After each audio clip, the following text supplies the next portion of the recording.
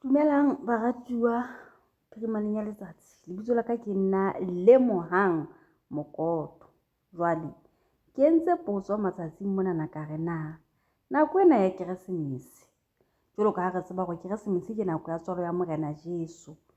Hobaneng nako e kalo ya ho tla hwa mopholosi wa rona mo kena dipakeng tsa rona le mmupi wa rona ho hlaha dikotsi tse ngata kana ene ntho ena e se bile re thopotetse e se bile ka re ke setlamo ha re sa enka serious hore ha re tshose le go tsosa re sentse re fela e be le nako ya Keresemese ka morao mono utlwe re ha ile mona ke fihlile ha ke ntse ke phela ke leboha mohau wa modimo o mpolokileng he nako ena Keresemese ke nako e mpe haholo fela jwale ke nako ena re lebelletse ho tswala ha lesea lena le tla le hlokahala selemong se latelang ho latela ditlwaelo tsa rona hobane re tabe re ba le dikopano re ba le di-celebration re ba mahlonokong ha ile nako ena ho hlokahala e le hore ka kutlwisiso ya rona spiritually re ka December Jesu wa hlaha mme kapa seka re na le tumelo hore wa hlokahala semoyeng re dumelane le sena semoyeng jwale nakong ya tswalo ya hae hobaneng ha o hlaha ditaba tse bohloko ka lekane le nakong yana wa ho hlokahala wa hae fela ho thushela dibe tsa rona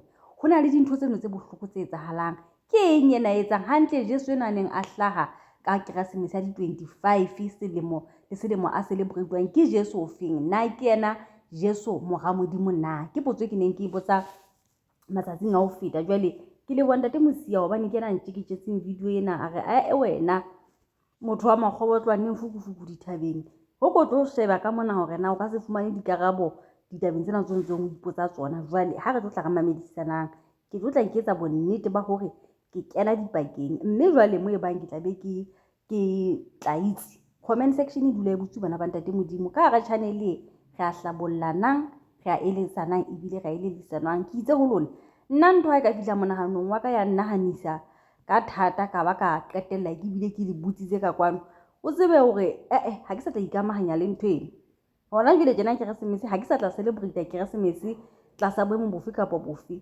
le paseka ke nka jwalo ka matsatsi a mang fela ke phetho ke tu ha ke ili ha ke etseng no. I wanted us to look at the Jesus that is celebrated during Christmas, the Jesus that is celebrated during Christmas. I'm going to read from the book of Leviticus chapter 18. I'm going to start from verses 1. The Bible says, Yahweh spoke to Moses, speak to the Israelites and tell them, I am Yahweh your God, do not follow the practices of the land of Egypt, where you used to live, or follow the practices of the land of Canaan, where I am bringing you. You must not follow their customs. You are to practice my ordinances, and you are to keep my statutes by following them. I am Yahweh your God. Keep my statutes and ordinances. A person will live if he does them. I am Yahweh. Now, Levetike ena ka Sesotho ha ile hantle ke meetlo jwale ho thwe Levetike 18 yona e re morena a bua ho Moshe a re bua le bana ba Israele o re ho bona ke nna morena modimo wa lona le se ke la etsa jwalo ka ha ho ne ho etswa Egipta moo le neng le ahile teng le se ke la etsa jwalo ka ha ho ne ho etswa Kanana moo ke le isang teng le se ke la latela melao ya bona le latele ditaelo tsa ka mme le boloke melao ya ka ebe yona e le tsamaisang ke nna morena modimo wa lona le boloke melao ya ka le ditaelo tsa ka ya di bolokang di tla mo phedisa ke nna morena taba ena e tjho jwalo jwale taba ena re se re badile ka tsela ene re badileng ka teng ke morena modimo o ne a bua le Moshe a tjho jwalo jwale modimo ya neng a rena Egipta e le hore Egipta e nna le modimo wa yona Kanana le yona e nena le modimo wa yona jwale Maiseraele le ona a tsamaya le modimo wa ona o a neng a o isa lefatsheng leo la Kanana fela jwale ha le fihla Kanana moo le etse tsaka jwale potso ke hore na medimo ena ha ile tjena na ile meraro ke modimo o feng a bopile mahodimo le mafatshe ha ile jwalo medimo ye ya bopile mahodimo le mafatshe ke o feng re tla utlwa. Here we see God prohibiting the children of Israel from getting the practices that they, getting the practices and the ceremonies that were practiced in Egypt. Neither, he had to prohibit them even to practice the practices that they are going to find where they are going, which is in the land of Canaan. I want you to understand that there are a lot of pagan practices that we have brought into Christianity. There are a number of pagan practices that we've brought in. We have copied these practices from the outside. And, where the children of Israel were coming from, they were coming from Egypt, where now they were practicing certain customs that were in line with their gods, certain customs that were in line with their traditions. And these are not things that are supposed to be in Christianity.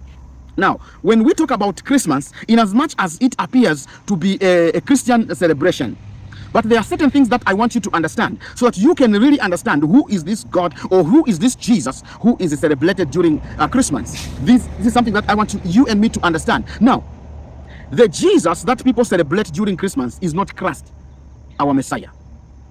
Abuti mona taba tsa di hlalosang ke tsona tseno tsa hore taba tsena tsa di badileng di hlalosa fela hore Maisraele a neng a ntshuwa bokgobeng Egepeta a ne a bolellwa ke Moshe le leqosa la Modimo hore ba skebe ba etsa tseno tse neng di etswa mo batlwang le mo ba yang ba skebe ba etsa tsa mono ba etsetsa Modimo eno a ileng a bantsha bokgobeng Egepeta eno a ileng a etsa tsela lewatleng mme lewatle la buleha Maegepeta itse ha sala Maisraele morao hobane ana sa tlwaetse ho ba etsa makgoba eba ba sa hlokomela go jwale ya taolong hona jwale tjenana ke ya matla ohle hobane lewatle le la khona ho buleha ba tsamaya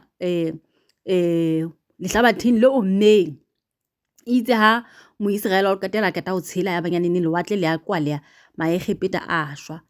Sena na se etsahalang ka mona na ka Bibeleng re se utlwa ha se balwa se re ba ka halletsa bokgopo ba batho bao e leng hore qetelong ya letsatsi ba phedisa batho ka khatello. Re bona hona jwale tjenana batho ba dikereke ba re setse morao mo re ituletseng teng ka di change radio ba re setse morao ba batla go ruta ditaba tsa dikereke le ditsamaiso tsa dikereke re ituletse ka mono ha re batle nix re kgathetse fela ba re setse morao ba bitsuwe ke mang ke Maegepeta a setse bana ba Israele morao leeto lena la bona la ho ya Kanana ba leka sohle se matleng a bona hore ba qetelle ba batla go khutlisetsa morao jwale pelo tsa bona di sitwa ho tela ene jwale qetellong ya letsatsi ha ba hlokomele hantle lewatle le tlotla le ba kwenya hobane ba re setse morao tjena hobane ba ne se ba tlwaetse ha ba sa hlokomela hore ya taolong hona jwale tjena na ke Modimo ka sebele re a ntshwa Egepeta re iswa Kanana se ya hamba thina se ya eKhanana ha re utlwe hore na o ntsa re ngabutino ha tswela pele.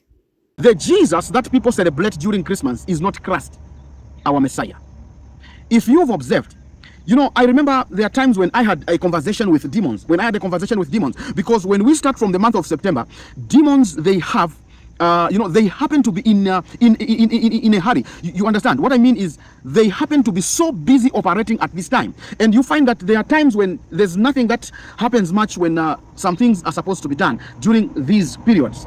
You'd find that even ceremonies, like in the occult group that I was involved, there are only 2 times that they used to initiate, which they used to recruit new members. There was June, which is June the 6th, and December the 6th, only in the year, only these 2. The 6th, which is the middle of the year, and the end of the year. This is how. Now, you find that the ceremony that comes through the end, it is not the same as the one that is going to be done by the middle of the year. Because at this time, demons are busy. They are busy collecting blood. These are months which we need to pray as Christians, because these months are characterized with bloodshed. Wa bona motho a kileng a ka sebeletsa Satane ha bua ka tsela ye ya buti wa buang ka teng ho a kgothatsa o re hona le nako ile ka ba le conversation le letimona ka ba le matimona o re o hopola hantle department tse wa neng a le ho tsona hantsa le go Sataneng kwa ho lona le di ceremony tse bang teng tse pedi selemong ine ba Maria ine ba le ka December ena ya December ke nako e leng gore matimona na ba busy a bokelletsa madi jwale motho o tsona le Lydia ha fihla mona re bolella ka taba tsa hore o na sebeletsa Satane ho sena information e re makatsang e re sa itsebeng yeo a buang ntho e le hore re sentse re tseba ho lebelletse hore re reng hona jwale je abuti yona ditaba tsa di buang di etsa sense re kgona ho tseba gona re qoba eng ntho eo re neng re ntse re nahana hore e nepaetse ko hona le ntho a re qobisang yona ditabeng tsa le di ya kenye le ka reng le ka e qoba ntho ntse wa di buang fela re ke re bue nnete ntho eo ka reng nna ke qobisitswe 1 2 3 ke le di hobane re na le bothata le di-tongues o sa botata taba tsa di-tongues nna ke na le bothata le taba tsa dikereke o sa botata taba tsa dikereke ba ruti kore ha ke tsebe nang ka reng ka ena but abuti nna ntho a e buang mona na e etsa sense so December mona nakong ena e leng hore go tla bo ho thwe ke tswalo ya morena Jesu ke nako eo mati mona a beng a le busy a batlana le madi a collector. So I'm not talking about these other amber months. I'm talking about the December itself, where they arise to this December. You know, it is a month where now demons are active in correction of blood. There is a lot of bloodshed that is supposed to be corrected at this time. If you have observed, I want you to understand what type of Jesus do we try to worship where immorality is high, adultery is high, prostitution is high, beer drinking, the rise of evil gets so high as we approach this month where we are celebrating the so-called Christmas. There's a lot of evil. Now, the question that you may ask yourself is, which Jesus is this that needs this so much evil? Because there is a lot of accidents during this period. There's a lot of blood that is required. Because even those in the occult, this is the month where those that are under sacrifice, they need to fulfill before December ends. Because the blood banks have to be filled during this time. So now, when we talk about this Jesus of Christmas, I want us to understand, which Jesus is this that needs this blood? Which Jesus are we talking about that requires all these things? You'd find that this is the time when people now want to sleep with other people's women. This is the time when people that have never tasted alcohol, they want now to taste alcohol. And if you've understood, if you've seen how this is, it is more like sin becomes legal at this time. What type of Jesus are we worshiping during this time? I have a shocking news for you. You know, the picture that we portray mostly in home during Christmas, where we talk about this picture where they portray and say that's Jesus. I want you to know that that is actually the devil himself at that picture. It is the devil himself who is being worshipped. It is the devil that is even portrayed in most of the homes. You know, the ignorance that Christians have today is so shocking. You know, people are so ignorant to the point that Satan can walk into a church without being noticed. The devil himself can even walk into a church today without being noticed that this is the devil. Because of the ignorance that we've put across ourselves. We have followed a lot of evil stuff.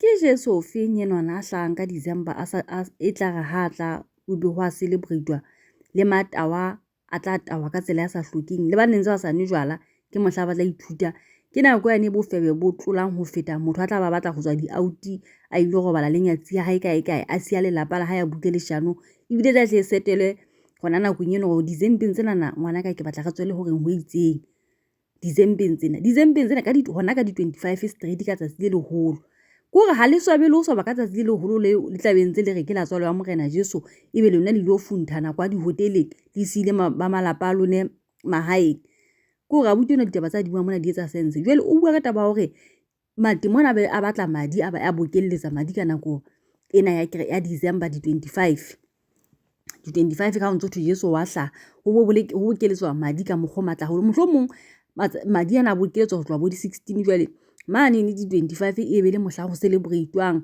dihlabelo tsena jwale nahana ha re ntse re hlaba ka bo Keresemese he re hlaba re thabile re tla re ja nama ka Keresemese re tla re hlabelwa ka Keresemese ha re thusise lekane sona seo se neng se sebelletswa hore jwale se hole ka madi a diphoofolo re ntseng re a qhala butleng nna ke itswile ka ofela ke tsa motho mongwe ka tloa hlaya mona re jwale dipuo tsa mosebeletsi wa Satane wa di kgolwa qetellong ya letsatsi ha o tlo motho o kgelosa ho rapela no ha ona mang kgelosa ho rapela teng ebile le ka Bibeleng ha ona mo buang ka taba ya hore qetellong ya letsatsi re tlamehile go khothamela letsatsi le 25 ha ke dumele hona le mo tshwenyo lo ka Bibeleng empa ha ba ho teng ke le tshong comment sectioneng ha ona mang kgelosang batho thapelong empa o bua ka taba hore re rapelleng meya ya rona hobane ke nakong eo Satane a tswileng letsholo a lwanang a batlang madi left right and center ke madi a batho ke madi a diphoofolo jwale ana diphoofolo re a mo thusa hobane ke nako re tla be re hlaba ka bongata haholo re celebrate ene ho atauwa ho ntshanwa dikotsi madi a eng kapa eng fela wa hloka nakong eno Satane le matemona hae nna ke itswile tap ha ke sa dikena jwale o bolela hore ba Kriste tsela eo re leng ignorant ka teng le Satana ka kena a tsamaya ka hara kereke ka mona na ba qetellong ya letsatsi ha re mo recognize nix enigma ke Satani ke enwana o kene ka hara enigma ona jwale tjenana ba mo opela diatla ba mo alla dikobo ha feta bana ba bile ba re o tlameha ga fumane di bodyguard ha ba bone o ntona ke le temona ha ba bone nix ha ba bo still le hona jwale tjenana ha ntsa puta motho wa matekwane o tswela pele enigma ena ya teng batho ba ntse ba mo shapela diatla nna ka ba lo ikagela matweng kwana Satani o ka ba lo ikagela matweng kwana na wena o keneng ka hara enigma ha ona mohlang ntla go khothamela nna. The Jesus being worshipped during Christmas is the devil. Argue with it or not, but I'm telling you that the Jesus that is worshipped. Because when you look at the rampart at which the demons are busy trying to correct souls, trying to move to people that they are leading, you know, the kingdom of the enemy, this is the point of where now most of the departments in the kingdom of the devil are after this bloodshed. This is the time when most of all these staffs are working towards collection of blood. Evil is risen. This is the time when evil rises to the top. It is the time of Christmas. It is the time of Christmas because the God that is behind it is active to collect the blood. Satan, he is the one at the center of Christmas. He is the one because this is a particular time when he comes physically on earth. This is a particular time when the portals, most of the portals are active. Children of God, do not just follow things because everyone is doing them. If I want you to, I want you to observe something, you are going to understand that if Christmas is something that talks about Christ's birth or whatever it is, how people came up with it, but I want you to know that most of religions, they observe Christmas, and yet they do not believe in Jesus. They are religious groups that do not believe in Jesus, and yet they celebrate Christmas, which is supposed to be Christ's Mass. They celebrate Christmas, and yet they do not believe in Jesus. So this tells you that this Jesus we are talking about, he is not the Jesus that we all think. He is not the Jesus that you and me know. This is actually the devil at the center of all this. Most of these pagan holidays, they are holidays that are in line with some spiritual activities. We need to understand. We need to know where most of these things that we celebrate came from. We need to know the origin. We need to know what is happening. Children of God, do not be ignorant. Now you know that Christmas is the celebration that we celebrate the devil. Demons revealed all this. People do not understand. The devil is active in this month of December, the month where we celebrate Christmas. He is active because he knows that you do not understand. He knows that you are following practices that you do not even understand where they came from. May God have mercy on us. May God have mercy on us. If you have that image in your house which you say it is Jesus, you have the devil in your house. That image is the devil himself. May God have mercy on us. Shall we? Dinepe tsena tse di tereng tse maboteng ha mmoho tsena tse di rosary ke sa devil. Ke sa devil obane Jesu a parakwe ha se Jesu mora modimo, which means ke le temona ke devil. Like it or not, once motho wa qala ho thwe o a khothamela wa rapelwa bane Jesu a di rosary mo wa rapelwa ke le temona, motho a le kana go rapelwe ke modimo a bopile maodimo le mafatshe. Le Jesu ka bo yena ona sa rapelwe. Ona sa rapelwe. Jesu ona dula re ferela batho ho modimo. Jwale le jarile matemona mono mo ntseng le tsamaya hona teng, lona batho ba jagileng di rosary, lona batho ba ditireitse no maboteng le manamisitse ka hara kereke ya go mateng o tletse matemona. Jwale abuti taba tsa dihlalo sa mona di etsa sense haholo. Re tsamaya re ntse re thusa batho ho celebrateana kapa ho fepana le dilekane tse ba ikentseng ka ra tsona ka lebaka la ditlwaelo re sa tsebe. Setjhaba sa ka setimela ka lebaka la ho hloka tsebo. Ditaba di tentse monate ka hara Baebele fela jwale ha re bala mona tla be re tsaka ka re ra e tseba, re balla ho se utlwisisi. Ai ke re balleng Bebele ho utlwisisa. Abuti eno o hlalosa taba hona le batho ba bang ba sa kopane le taba ya Jesu Kriste fela ka Keresemese mona ba thuntsha marwele. Ba e celebrate jwang fela ho sena mo ba kopanang teng le Jesu? Good question. Ke rata potso eno ka tsela e kgethehileng. Ke ntho tse re di bonang ba bangata hampe ba hetile ba sa kopane le taba ya modimo le taba ya eng ha mo le dingaka le di eng mehlolo ena kaofela e leng hore ya fentela lefatsheng mona. Fela ha o ke Keresemese ba busy hampe ba celebrate ebile ba besa dinama ma ha bona ho anoa majwala ho ba monate ho bo holwane ho qhalane madi. seo se bakwa ke eng seo nna ke ntho se re keng re ipotse jwale re ne ntse re sa tsebe taba ke ena na re fahlollotse ha re ke re ipotseng ha re kopanyeng di-puzzles bana ba ntate modimo nna ke sa e kena taba ya celebration ya Keresemese ke tla etsa ntho tse ke di etsang jwalo ka ha ka re ke letsatsi le tshwanang le matsatsi a mang finish and clear ke phelela khona lapho ho lekane ho bapetso ka rona ho lekane ha ile kgetlo lena satane teng o tlo loser ho ba ratang e seng ho bohle hobane hona le bana ba ntseng ba tla be ba ntse ba tshwarelletse ditlwaelong re hla o so ntse ho etsuwa tjena jwale re etse jwang re hla o so ntse ho etsuwa tjena rona re ke be ra tloela oho ska ba tloella le tla ipona nna ke a tswa discharge ngwana mme ke a sutha bakeng se kotsi lona dulang